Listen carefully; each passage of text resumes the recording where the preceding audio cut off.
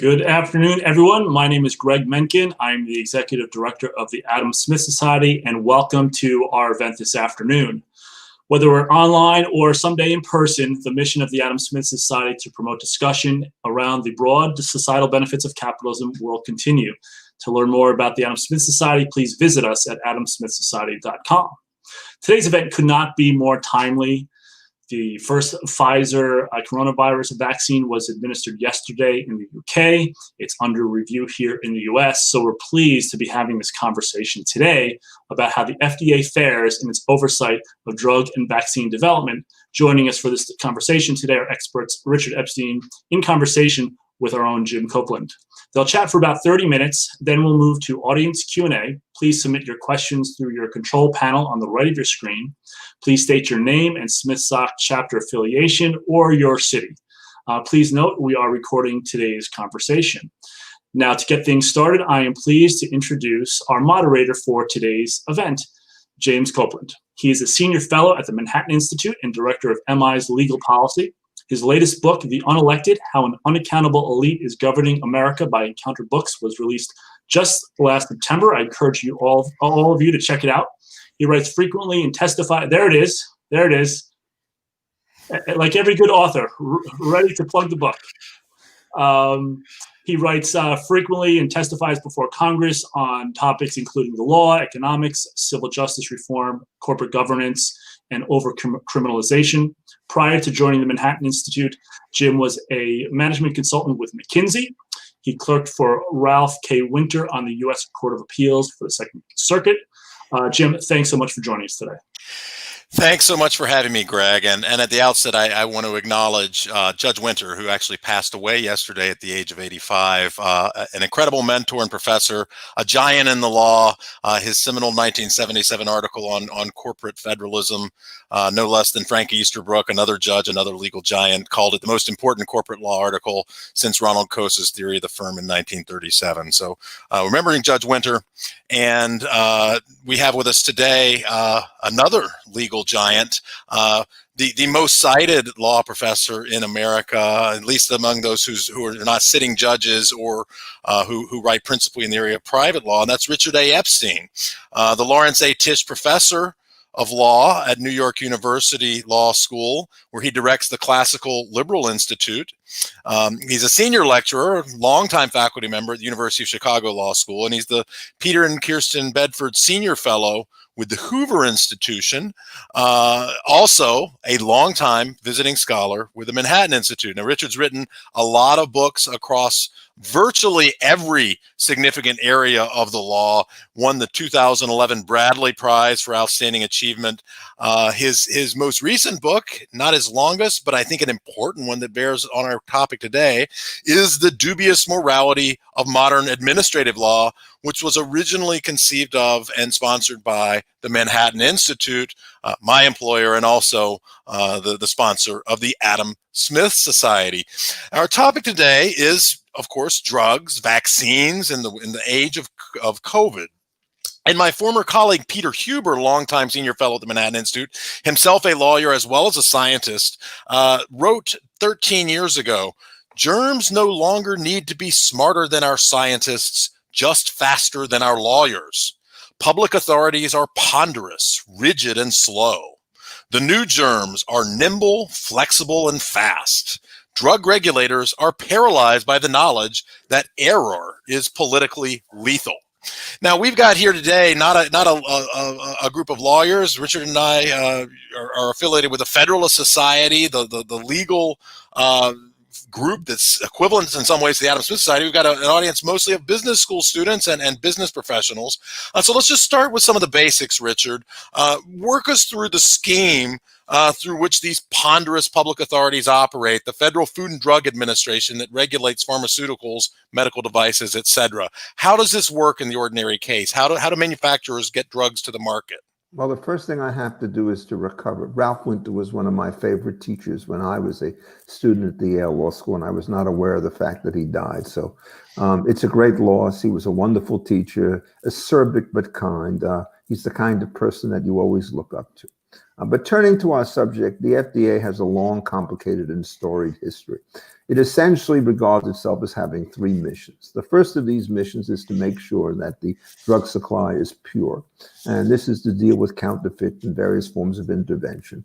There's no real dispute about the importance of this particular function, and it's not a topic that's going to be involved here, but it's important to remember this, because if you call for the abolition of the FDA, you're going to have to figure out how you deal with that subject. Starting in 1937, in a complicated scheme, the FDA took over questions of trying to figure out whether or not drugs were safe. The word safe sounds very simple because it can be used in opposition to the word dangerous. But in fact, the reason why the difficulties in controlling this mission are so hard is that the correct question is not, is a drug safe, but is it safe enough? And the only way you can talk about that is to understand what its side effects are, which will vary across different segments of the population, and what the benefits are, and that is going to depend on how therapeutic the drug is and what substitutes are available for it. So a one-word explanation of its function devolves into an incredibly complicated procedure. Then in 1962, after the thalidomide episode, the FDA was given control over the question of whether or not drugs are effective. The safety question is much more difficult in practice to deal with because a 1 or 2% fatality rate will differ enormously. But when you're dealing with short samples and limited periods of time, it is often very difficult to get statistically significant evidence on that particular problem, which is something we're going to worry about right now with the vaccines coming out. The shortness of the test does not necessarily give you comfort about the safety of the particular situation. Effectiveness judgments, however, generally are very large, or the drug is not going to be marketed at all. So if you run a relatively small sample and it turns out you get a 2% improvement in the outcome, nobody's going to push that drug forward because the collateral risks are always greater than that. So safety is a tough issue, but effectiveness turns out to be one in which you have very wide ranges and it's easier to pick up. It's also the case that effectiveness tends to vary by subject population, which is again going to be an issue with respect to the vaccines. And what you discover in dealing with that is that there are all sorts of cuts that make things very different.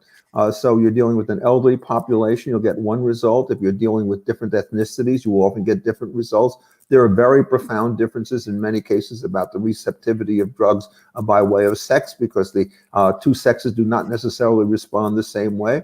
To take COVID, for example, female immune systems tend on average to be somewhat stronger than male. And it turns out predictably that the male fatality rates with respect to COVID are 30, 40, 50% higher than they are.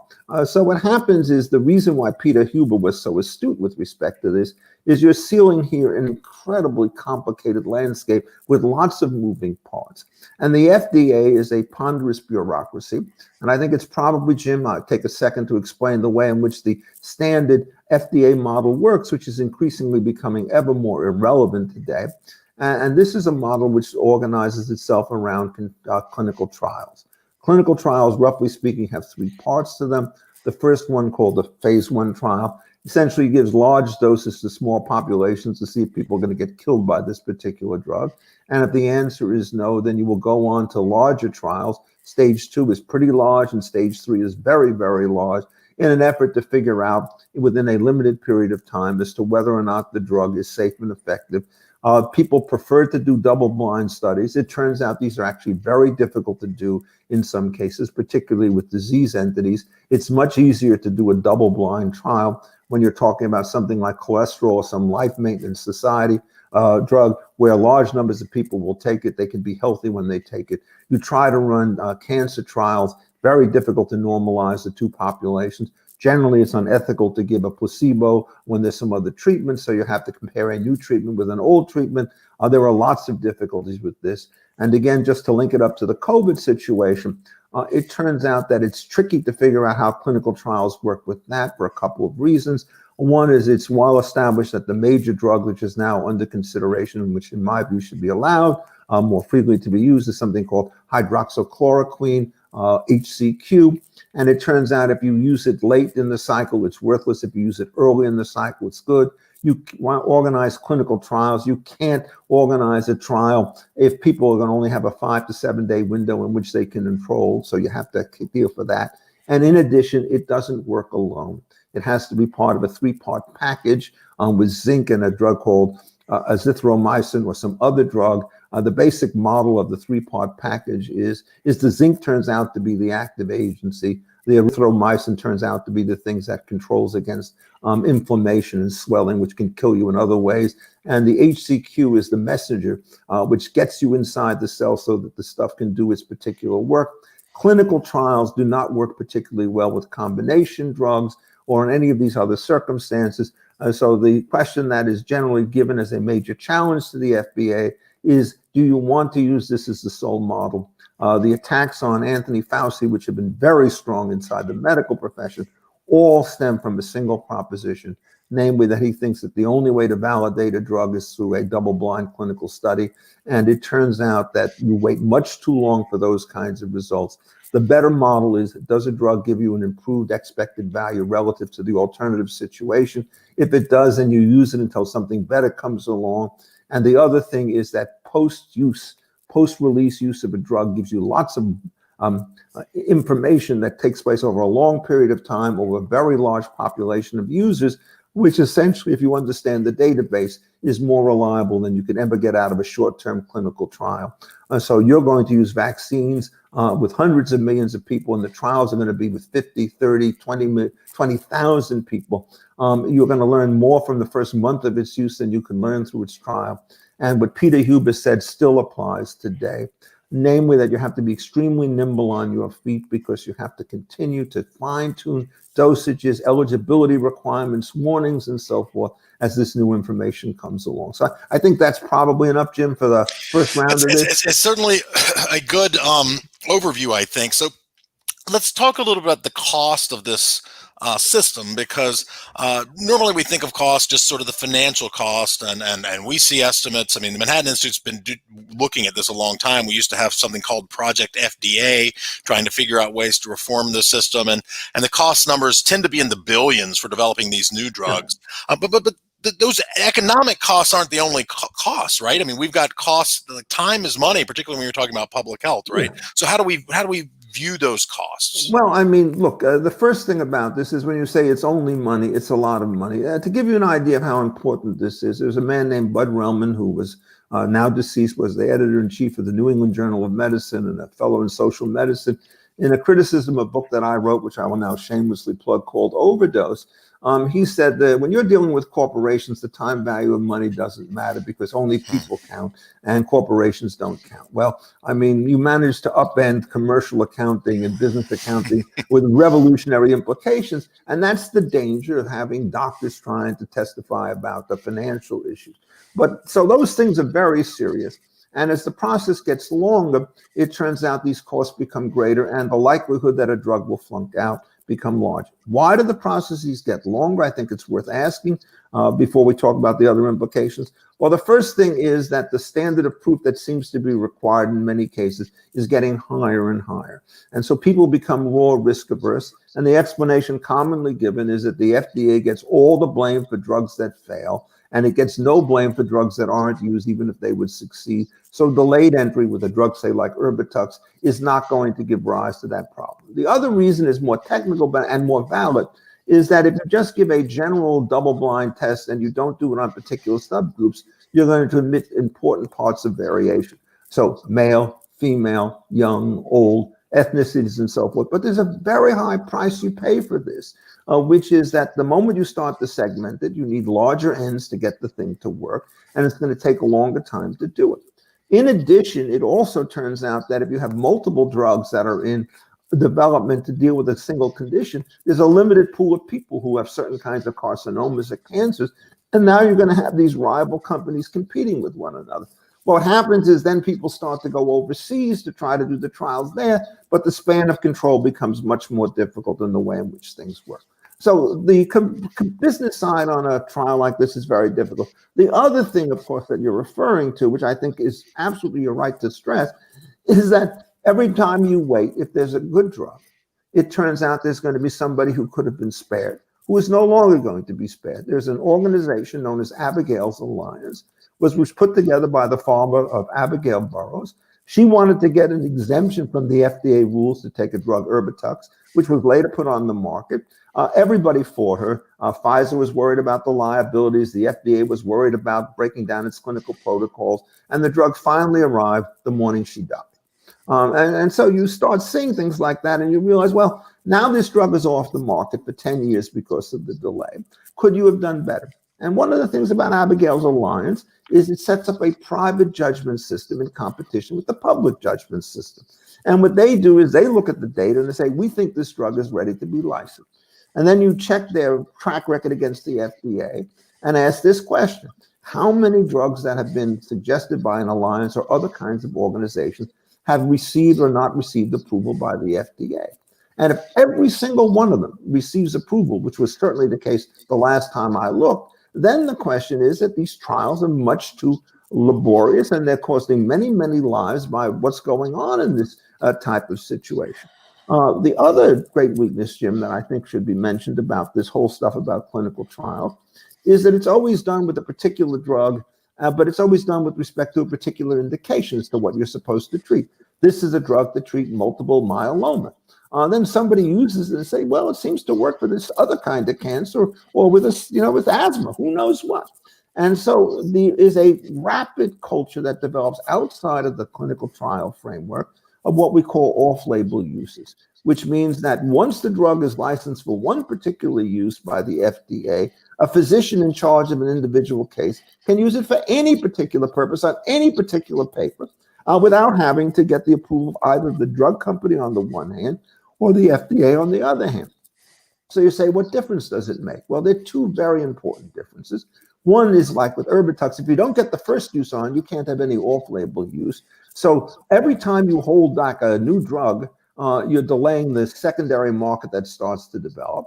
And then the FDA has taken, although it's been rebutted in several times, a position to the effect as follows. If you want to use it off-label, it's fine. But if the drug company promotes the article, it's guilty of a felony or a major crime. What consists of promotion? That's illegal. You take a follow-up study published in a reputable journal and you circulate it to doctors saying, here, courtesy of XYZ drug company is YZ study.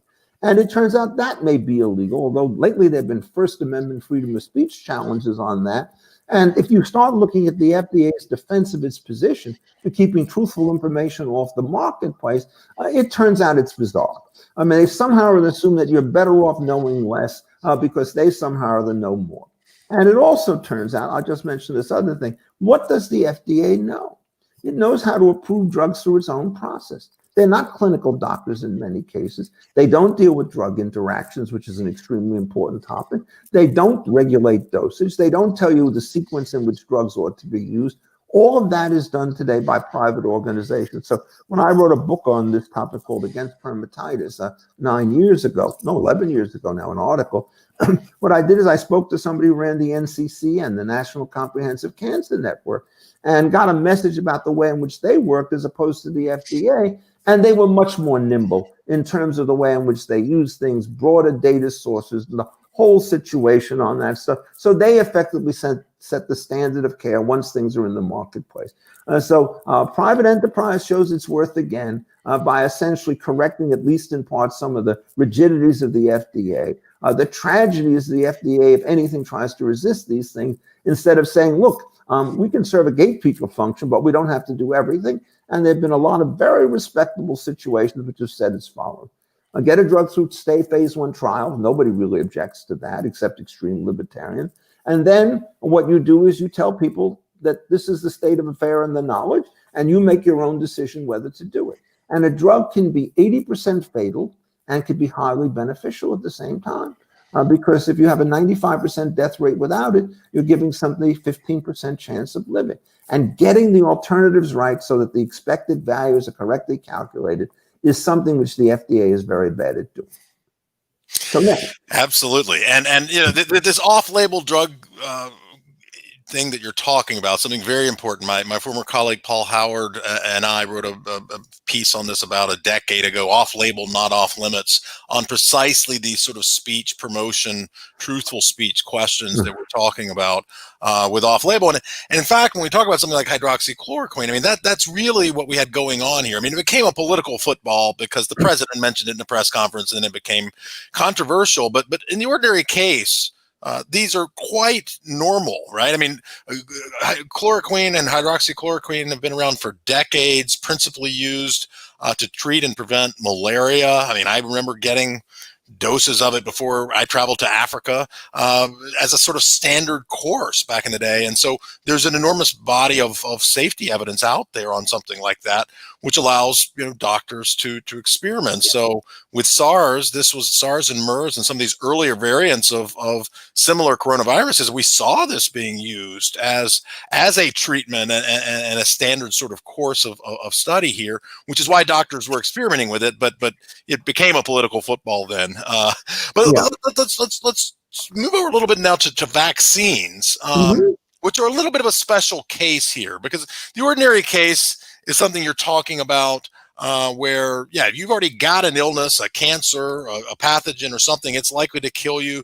As you say, the ordinary person, they can't currently without FDA permission, but you would think they should be able to take a risk there, given that their life is already in such jeopardy. But vaccines, basically, the principle here is to inject somebody who already is not sick, but somebody who's quite healthy as a preventative here. So the actual theory here is different, and the economics turn out to be different. And Congress actually has a sort of separate compensation regime set up in 1986 to deal with this in the sort of tort law context, something we haven't talked about yet, but a sort of overlaying regulatory structure that we have. So tell us a little bit about how vaccines are economically different and legally different and just sort of theoretically medically different. Yeah, well, first of all, when you're dealing with vaccines, the question is how you fabricate these things. It's very different from the way in which you start to fabricate drugs. Vaccination started in 1796 at a conscious level when Edward Jenner took cowpox, injected into people because he had observed that cow milk, that women who milk cows and so forth, cow maize, never seemed to get smallpox. And cowpox was thought to be essentially a smaller version of this, a weaker version of it. You take that, you build up antibodies against the attacking drug. And what that does is it allows you to deal with the new pathogens that come along, which are going to be even stronger. And this is still a standard device that is used with respect to these things. What you try to do is to figure out how you can give a weak version so that the strong version won't kill you. Now, one of the things that's so complicated about this is that nature itself has to supply some degree of vaccines itself. Otherwise, we would all end up dead. And so there's a very interesting kind of profile if you look at this. And I'll take a little bit of a diversion because I think it's very instructive. To compare 1918 with the pandemic that killed 675,000 people in the course of 9 weeks with the current pandemic, where the death figures are lower, but they're also very different. So the original kind of situation that came through, there were no vaccine. It came in like a tornado. You look at the chart, up, flat, down, and disappears in about 9 weeks. 675,000 people dead in a country of 100 million people. But my colleague at Hoover, Paul Kegley, actually did a detailed study of this and found that there were no adverse consequences to the economy by virtue of what had happened, which is rather different from today. So now, why is it that this thing disappeared so rapidly becomes an interesting question, which epidemiologists have to answer. Well, one fact we know is that this disease was really deadly in the sense that it killed about 2.5% of the people who were infected, whereas COVID, for most parts of the population, are down at 0.1. There was a very small older population back in 1918 in any event, that is over 65. And the bulk of the people who died from this thing were either small infants on the one hand or people in the prime of life, roughly speaking, between about 25 and 40. So what killed them in many cases was pneumonia, which resulted from something known as a cytokine rush, which is your body is strong enough to realize that it sends the fluids to essentially get the thing, and you over-respond to it. And what one of the things about the cocktail package with HCQ is that the azithromycin is designed, at least in people who have a strong response like this, to try to control that stuff. And you then say, well, that means you got about 22 million people who got this thing that we know of, and the thing stopped. Herd immunity, one of the fashionable words of the day, says nothing takes effect unless it's a situation in which you're going to have 55, 60, 70% of the population, and you're 40% short. And there's no other artificial thing moving in there. So what's going on? My guess, I'm not an epidemiologist, but I do know something about game theory, which is what's being involved in this issue, is that there were not only people who were symptomatic, but there were asymptomatic people. And that those asymptomatic people got the thing, so that increases the number. If asymptomatic passes on to somebody else, chances are it will also be asymptomatic, but it's complicated because there is something known today as a super spreader.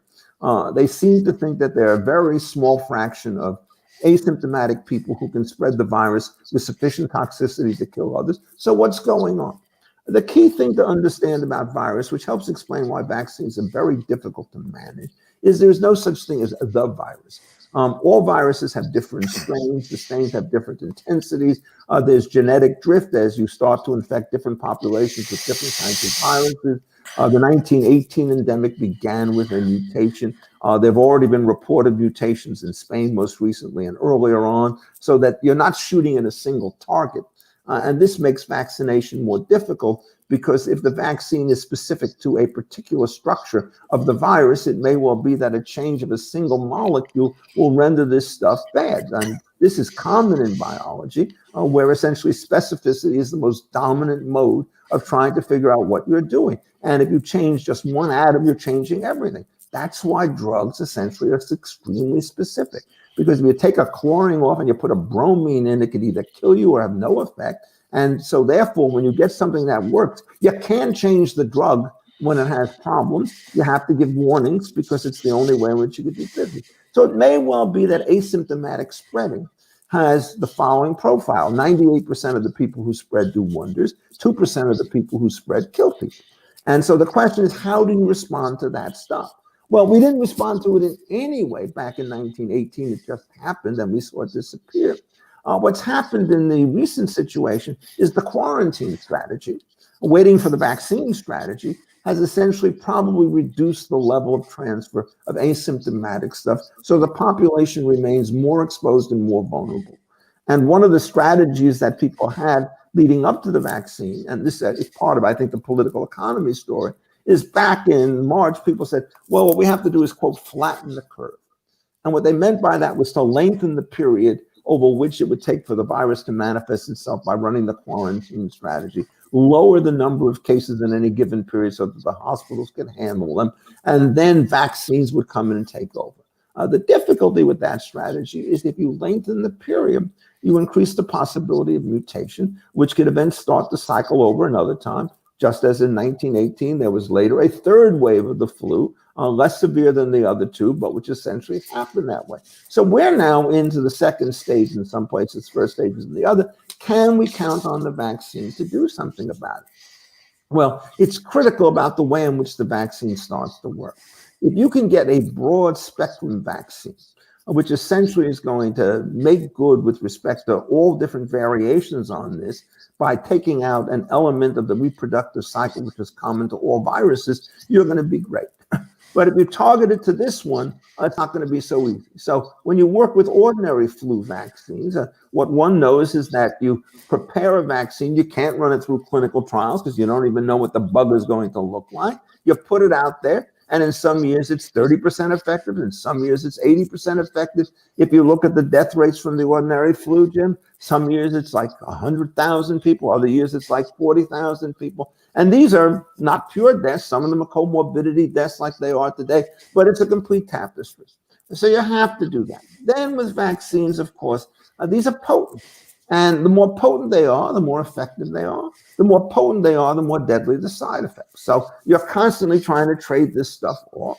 And, you know, we started with the celebration of the Pfizer vaccine in England yesterday. And today they report 2 cases of severe allergic reaction. Does that mean you stop it? Probably not. Well, what do you then do?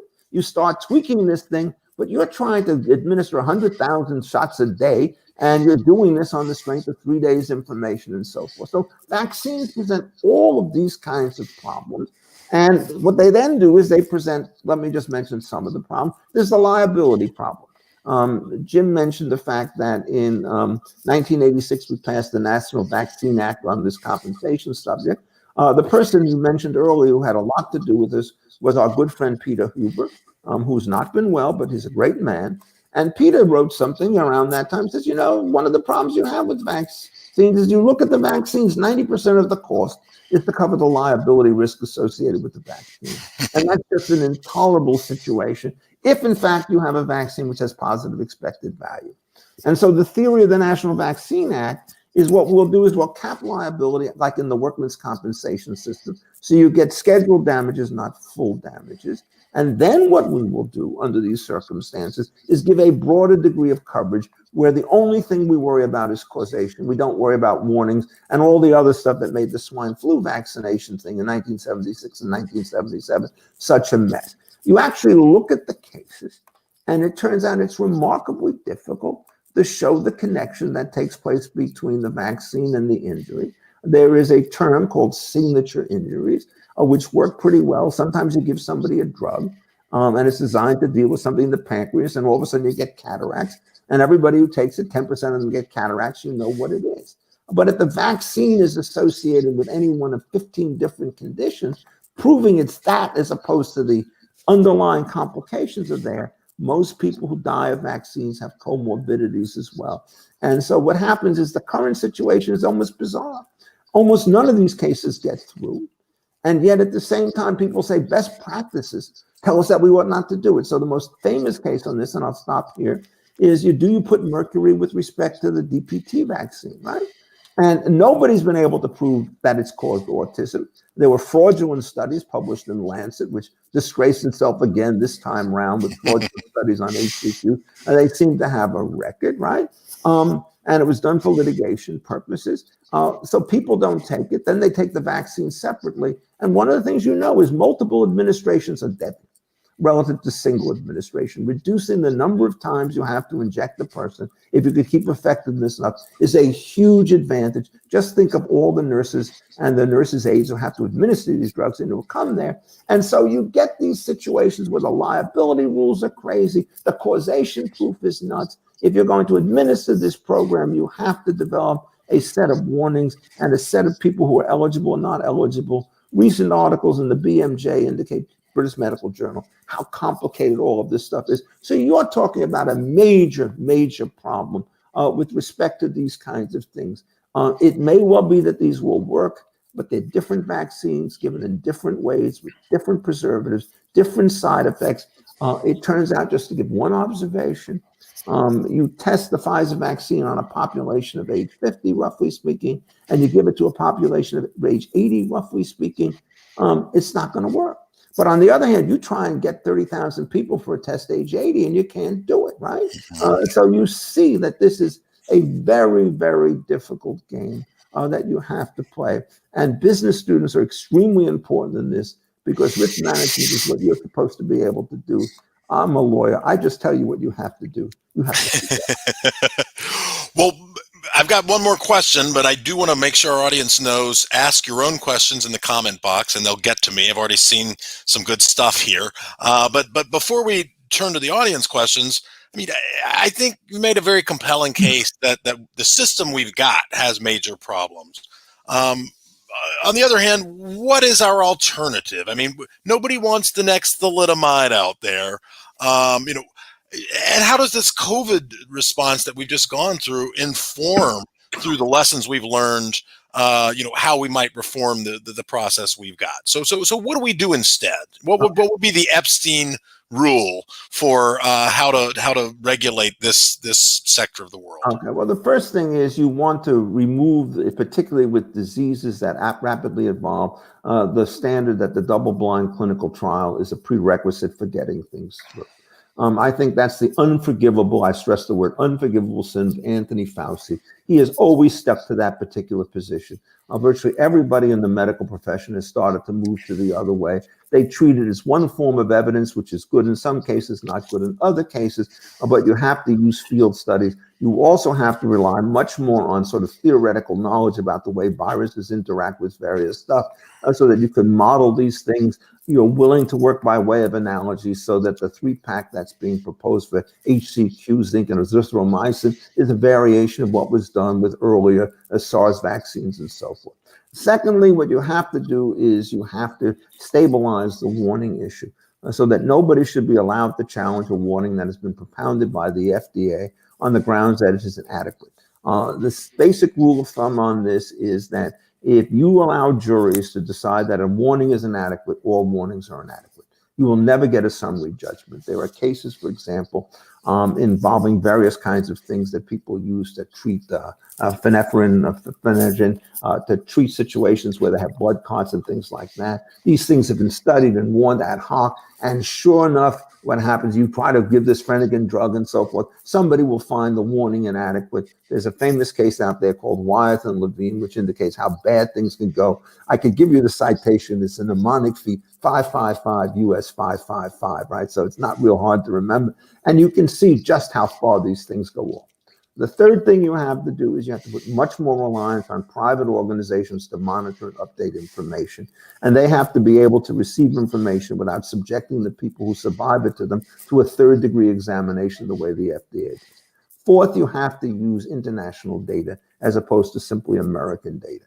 The larger N often is going to be extremely powerful. Sometimes they aren't exact comparables. Why? Because they have a 20 milligram pill and we have a 25 milligram pill, so you got to make some adjustments. I'm not a statistician, but I do know the term meta-study.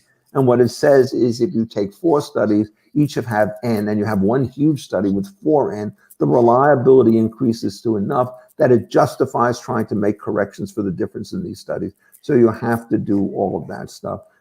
Third, you have to allow promotional materials to come out by drug companies so long as they're using independent evidence. You don't want to get yourself into the situation where they're going to be charged with over-promotion. They tort by reproducing an article that comes from JAMA, Journal of the American Medical Association, and so forth, and this thing. And also, strangely, what you have to do, Jim, is you have to understand the process is now organized in such a way that citizen suits, I use the term in quotations, brought by one drug company are designed to stop the introduction of a rival drug into the market. And so the FDA is very complicated because drug companies want to keep their own stuff out in the market, but the other stuff out. And you have to worry about the anti-competitive thing. The most reliable groups on these things, interestingly enough, are parent groups. They understand perfectly well that if you've got some dangerous condition like Duchenne's, whatever it's called, I can't even remember the name, condition, it's a bad condition. Doesn't matter what the condition is. You'd rather have 2 drugs to treat it than 1 drug to treat it, because it turns out that people who could take one can't tolerate the other and vice versa. So you want to get a monopoly out, a panoply of drugs out there. It also will change the pricing, because the more drugs that you have in competition with one another, each of them is rightly a patented quote unquote monopoly, i.e. an exclusive right to sell, but the marketplace is going to be more vigorous if you have multiple drugs treatments to deal with any particular kind of condition. So you start moving down these particular lines. What you do is you get rid of the centralized top-down model. That's what makes Anthony Fauci, in my view, such a dangerous man. He's a top-down guy. He thinks he knows more than everybody else, and so he's going to tell everybody else how to think. You get top-down guys, you get no internal correction. This is epistemology. And I think you and I are both Hayekians on this stuff, and believe that Hayek's great contribution to the advancement of knowledge was his notion that decentralization of knowledge and control is the key to success. Markets are one way in which you can do that, but these rating associations done voluntarily are a variation on markets which are consistent with his theory, even though when he was talking about this stuff, he tended to work more about pricing in ordinary commercial markets rather than issues of drug safety. So I think we should take some questions. Yeah, it is an interesting situation. You've got sort of monopoly versus competition. We grant the monopoly to incent the research. Our business students know that the actual ability to manufacture this, while not insignificant, the marginal cost of that is small relative to the average cost when you get the upfront R&D costs and testing, et cetera. And so we have to have the monopolies, but we also want competitive pressures into play. You have to have exclusive rights. Exactly, and the Wyeth v. Levine, he was talking about a 2008 case. My colleague Paul Howard and I again wrote on this in the wake of Wyeth v. Levine, published about a month after the decision, sort of talking about these sort of interlays between the tort system and these warning labels that you'll get inside every drug package, and how that plays back and forth with the federal regulatory system. So let's go to the first question. An excellent question from Jeff Lux from our Houston chapter. He's talking about so-called challenge trials or human challenge trials. This is where you deliberately infect a patient with the virus after getting the dose of the vaccine, something various people, more libertarian-oriented economists, Alex Tabarrok and others have been saying, oh, maybe we should do human challenge trials to accelerate the vaccine testing. Because the problem with vaccine testing, something like COVID, is you sort of got to wait for enough people to get sick to really be able to have a good sample in the population. Whereas if you were able to allow people to voluntarily sign up for this and get infected with the drug, you could speed up the approval process. What's your thought here? Well, I haven't seen it, but look, it strikes me that this is going to require a compensation system coming on top of the action system.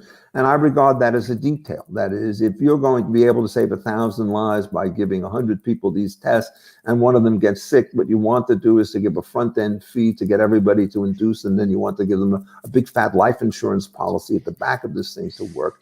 This is very similar, for example, to kidney transplantation, where one of the ways that you induce people to give a kidney is to pay for it, and then to also give the donor a life insurance policy in the event, basically a very small chance, say 3 in 10,000, that there's a fatal consequence associated with it. So I'm not against all that, but there is a problem. Suppose, again, the only people who come forward for these trials are all 23 years and healthy. And what you're worried about is people on the other end. You're going to have the same sample control problem dealing with this as you had to deal with the Pfizer vaccine and so forth. You have to have the numbers. That's the first problem. The second problem is you're never quite sure that the thing you're going to test is going to be the thing that you need down the road because of the risk of drift and mutation. These are serious problems. What happens is if you have a virus and it turns out it spreads very rapidly, it will intensify because the really serious stuff will get to somebody else before it kills the host.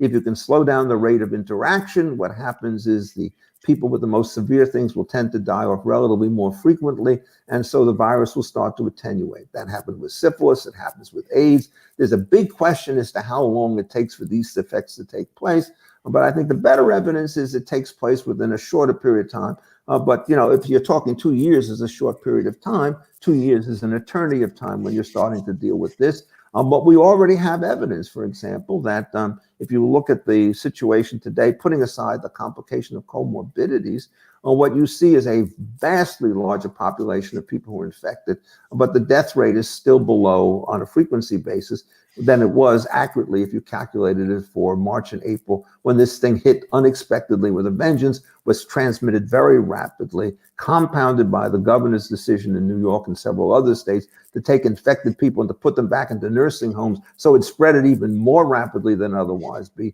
Today, there's more attenuation, but again, this is not a nationally uniform market. There can be hot spots where the thing is mutated. Things mutate in silence because they could spread very rapidly by geometric multiplication before they become public. Then you get the reaction to them. So we have such a complicated system now that I'm not so sure that we could, even if we wanted to, replicate the rapid demise of the 1918 situation. I'm not against these trials, but again, I warn you that panaceas are very hard to come by, and this is not a panacea.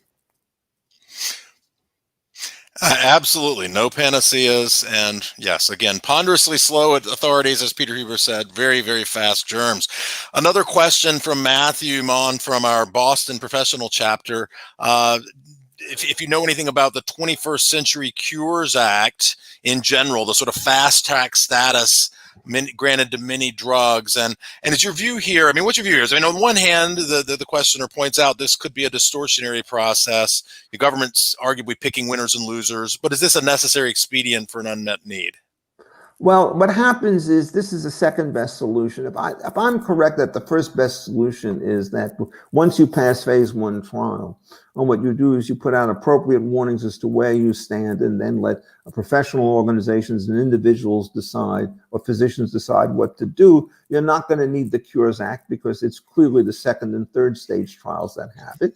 And what has happened, for example, is the benchmark, that is the Hatch-Waxman Act, which was designed to make sure that your patents didn't run out while you were in FDA proceedings, gave you 5 years that worked just fine in 1984, but don't work fine today. It takes another 3 or 4 years. And the Cures Act is essentially an effort, or these statutes are designed to speed this process up. The danger you have is this going to contaminate the FDA, because it turns out that the company is going to basically pay money to get the test, and the FDA is desperate for money so that it will do it. Well, the answer is it's a risk. I think the empirical studies have suggested not. And the reason why you have to have some confidence in that are twofold. One is these companies still face liability issues, and the fastest way to go to bankruptcy in a product liability regime is to conceal relevant information from a regulator. They issue inadequate warnings. Somebody gets killed because of the concealment and the bad warning. That's a very easy lawsuit to win, and there's no recourse against the government, which would be protected by sovereign immunity. So trying to do that stuff is dangerous. And secondly, we now have enough experience with retrospective studies that it turns out if you look at things that are expedited as drugs as opposed to those which are not, what you generally discover is that the expedited drugs seem to have about the same profile with respect to risk and side effects as the ones that are not expedited. So I think, in effect, that the institutional safeguards there probably are able to hold, and we would count this as a modest virtue. But again, it's a matter of perspective. If you were to try and say, oh, we could get a vaccine out in a year, that would be record time for a drug. And in the interim, you could lose 100,000 lives. So it's just not enough to do that. One has to do is to fundamentally reorient yourself to thinking that, look, you're not trying to reduce type 1 error, that the possibility of a drug going into market is going to kill somebody. You're trying to reduce the sum of type 1 and type 2 errors. And you're every bit as concerned about the drugs that do help that aren't on the market. And again, I go back to HCQ. If that drug we used and you compared it to foreign situations, the death toll in the United States, by best estimates, would be half of what it is. And so when you see one man managing to hold this thing up because he has the wrong paradigm, you don't promote him as Mr. Biden does. You simply chastise him for being a thoroughly obstructionist on these kinds of issues, a point on which I feel very passionate about. So I think all in all, you have to really strip down the process and start over again. Maximization of net expected value is the appropriate test, not the minimization of adverse effects. So to give you HCQ, the estimate of cardiac effects are less than 1 in 10,000. The number of people who die when they get into hospital because all the stuff there doesn't do much good, 10 to 15%, depending on age, location, treatment, and so forth. We do a lot worse than Bangladesh, a lot worse than Nigeria, a lot worse than India, and all of these things conditional upon getting sick because they're HCQ companies and we're not. We have no drug, by the way, treatment whatsoever in the United States for COVID that is recommended before hospitalization. That's the CDC's official position. Scary. Got a question about off-label drugs from one of our students at Kellogg in Northwestern there in Chicago, Miranda Chang.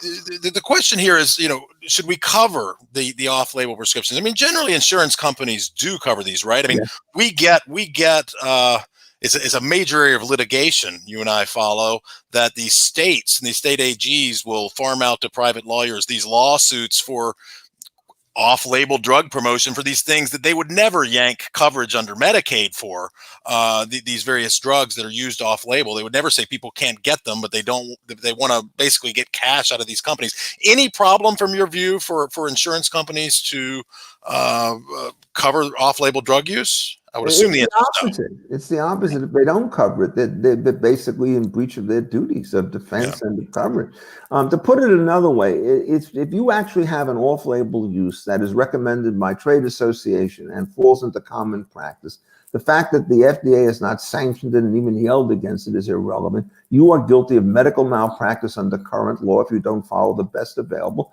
kind of technology. That tells you how retrograde the FDA turns out to be. Because you try to change an official warning, you have to go through these huge kinds of processes to do so.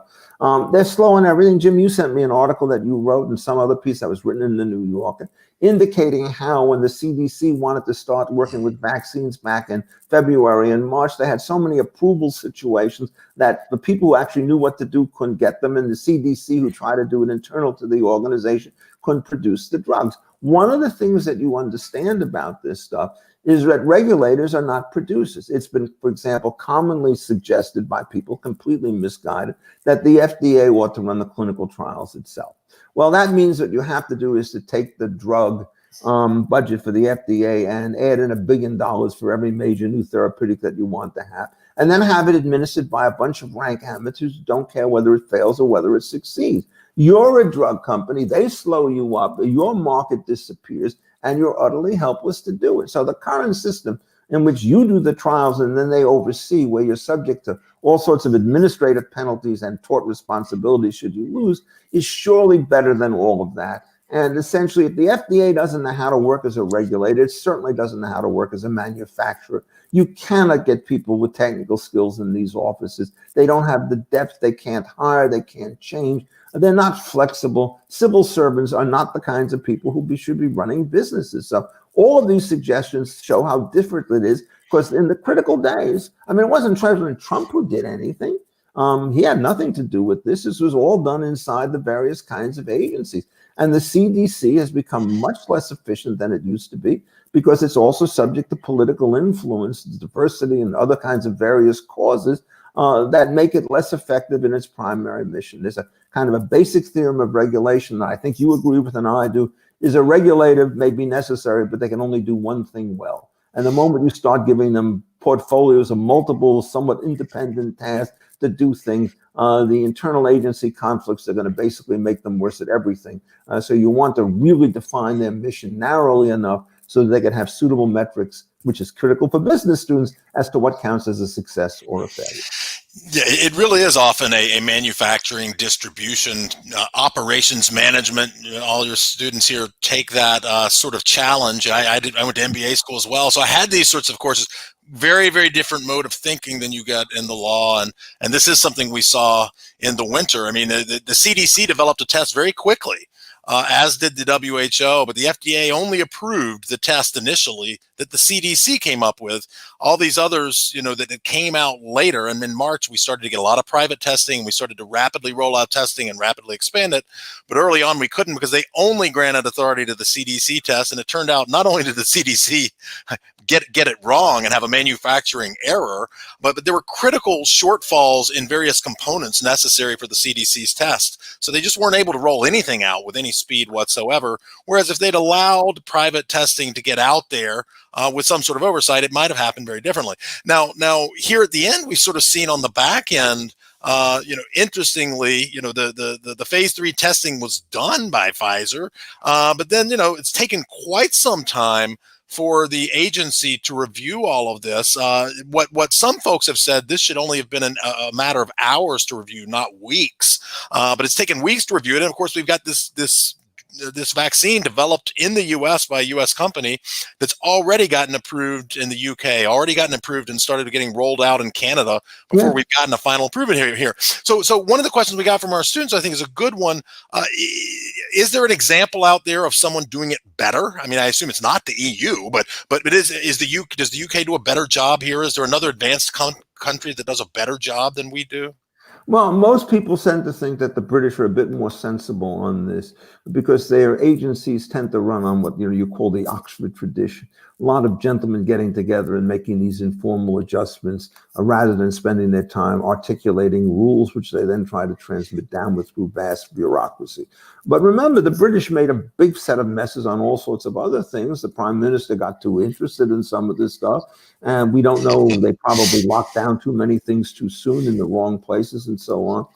The thing to remember about all of these drugs, whether you're choosing targeting vaccines and so forth, is that if you look at the population, COVID is a trivial risk, non-existent virtually for people under the age of 18, the occasional, unless they have a comorbidity, at which point it's serious. And it's only when you start getting in the over 65 group that it becomes serious. And the median age of death is still somebody around age 80 with comorbidities. Well, when you want to figure out what your programs are, vaccines are essentially a substitute for quarantines in one way or another. The theory is we could relax the quarantine if it turns out that we have the vaccine. But it turns out if the vaccine is 60% effective, as it may well be, are you then going to relax the quarantine? And if so, how much and by whom? The problem here that we have is, in some sense, one of the great virtues, it's a federalism issue. Federalism tends to diffuse authority. And to the extent that you have one state in competition with another, it's terrific. But to the extent that federalism becomes an iterative structure, and what I mean by that is you get first the feds to regulate something and you get the states to regulate something, then it turns out you got the convoy problem. That is, you move only as fast as the slowest ship. So in one of the many self-destructive acts that Governor Cuomo has done in this state, he says, I don't trust the Trump FDA. The FDA is not a Trump FDA. It's more independent than that. And you should give him some respect for that. So he wants to do a review inside New York State. Well, how long is that going to take, and who are the people going to do it? And do you have any confidence that they know more than the guys on the first level? If they want to get involved, the correct thing to do is to go to the government, federal government, ask to sit down with people and say, here's a list of concerns that we have. Can you improve your process by taking these things into account? Instead of saying, you go through your process, give it to us, and we're going to wait a month before we decide whether or not we're going to let this thing on, and you'll see what the consequences are. I gather he's backed off of that, which I think is commendable. I hope so. But We've got one last quick question. Okay. We've only got about 4 or 5 minutes to go, but we do have an interesting question, I think, out there in terms of the path to reform. You talked a little about where we might go and what a better regulatory regime might look like, but are the courts going to get us there? Do we need to have Congress? Is this something the executive branch can do? You know, how do we get from A to B? Well, let's take the judicial front. I mentioned Abigail's Alliance, and what happened is they went to the district court and they got a sort of a freedom, self-autonomy, self-determination ruling that you own your own body. You can decide what goes in and stays out of it. And they said that you can take the drug after a phase 1 trial. Then this went to an en banc panel, and they followed the received wisdom in the United States Supreme Court that the police power is all-encompassing with respect to drugs. Expertise at the center is to be trusted more than autonomy. And Judge Griffith, who had dissented on the panel, wrote an opinion which I disagreed with violently, but it was consistent with the established law at the time, which is his job as an appellate court, a judge to do, and they shut it all down again. Now, what's happening is we don't know whether or not the reaction to the COVID situation is going to change this dramatically. We've seen the religious stuff starting to come forward.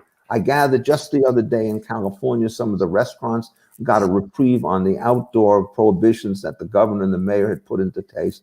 They were, I think, completely off base on that because they didn't take into account a differential risk.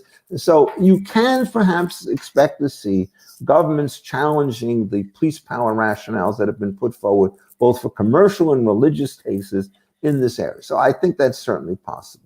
But it's a fragmentary and inconsistent situation, Jim. So the second half of it, just to answer, if you could get legislation, the legitimacy problem disappears and the coherence problem may increase. The difficulty with legislation, of course, is that everybody wants to get his hand into this thing. And by the time you satisfy all the particular interest groups, it may well be that you have moderate liberalization of the markets, but you substitute in a new set of constraints that are equally unadvised as the older one. So it's there. So this is the basic lesson. I'll end on this note of political economy. Whenever you talk about courts, legislatures, and executives and states and so forth, it's a battle of relative imperfections.